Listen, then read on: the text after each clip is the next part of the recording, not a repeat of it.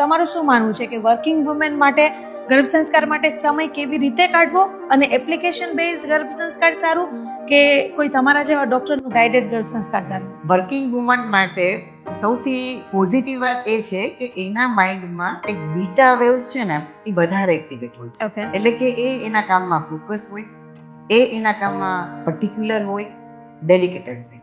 એમનું જે professional work છે એ જો પ્રેગ્નન્સીમાં પણ એ કન્ટિન્યુ રાખે છે તો બાય ડિફોલ્ટ એમનું બેબી ફોકસ અને ડિસિપ્લિન કરે છે.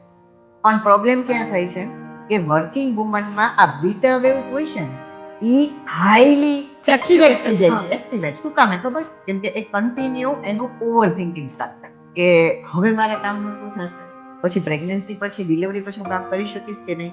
તો આ સ્ટ્રેસ છે એ બેબીને અગેન ડિફિકલ્ટી થાય છે. તો વર્કિંગ વુમન કદાચ ટાઈમ નથી કાઢી શકતી, ગર્ભ સંસ્કાર નથી કરી શકતી, તો એમણે સિમ્પલ જ કરવાનું છે. એમનું કામ હેપીલી થઈ શકે છે ત્યાં સુધી ફોકસ ડેડિકેટેડથી કરવાનું છે. પણ તમારું જે વર્ક કરો છો એ તો બેસ્ટ ગર્ભ સંસ્કાર છે, પણ એને કઈ રીતે બાળક સુધી પહોંચાડવું એ તમને એક્સપર્ટ કહી શકે છે.